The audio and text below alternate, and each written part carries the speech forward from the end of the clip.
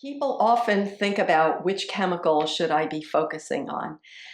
And one big reason that we have this thought is because academic psychology and popular psychology have focused in recent years on typologizing people. So many people say, I'm a dopamine type, or I'm an oxytocin type, or I'm a serotonin type.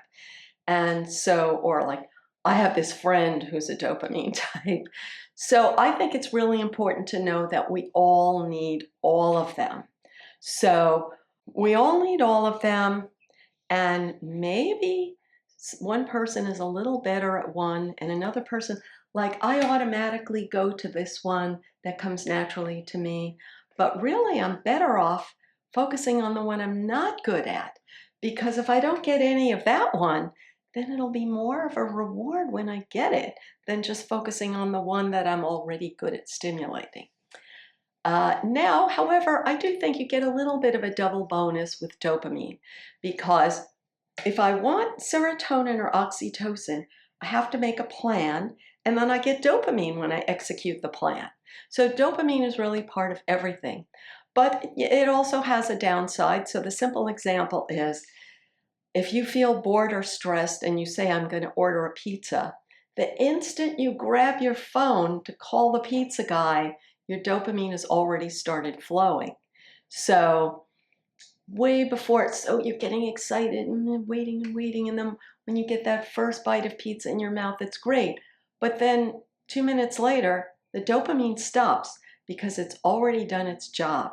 So you're not getting any more dopamine. So then you'd have to eat another pizza to get more. So that's why it's so important to understand your dopamine, to know that it's limited, to know that small steps can stimulate it, but that it's still going to stop. So we have to be able to deal with the dip.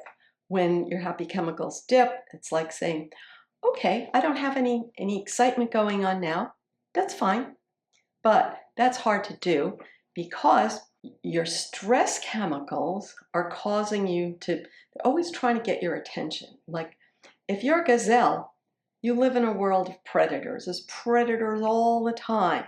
The only thing that gets a gazelle to go out is because they're starving. If they never had the courage to go out, they'd starve to death. So they'd go out, but as soon as your belly is full, it's like, then you're smelling around for predators, like, let me just check for any danger.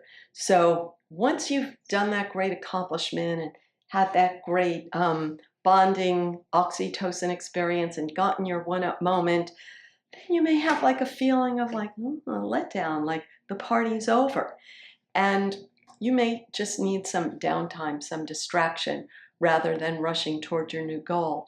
And if you don't give yourself permission to have that distraction, then you're either going to get it in an unhealthy way that you learned in the past, or you're going to think that you have a mental health disorder. So just say, you know what, I've done enough for today. I have certain, I call them distractors, they're healthy distractors that are for resting. So first, I have a book, and I have a difficult book that I want to read, but I'm too tired for that book. So then I have a simpler book, but right now I'm too tired for that book. I have a web page. Oh, right now I'm really too tired to read. This happened to me last night. I was too tired to read that web page. So I listened to comedy. So have a whole variety of distractors that take you away from negative thoughts that you could adjust to the energy level that you have at that time. And that will protect you from going for the unwanted stress reliever that you may have learned in the past.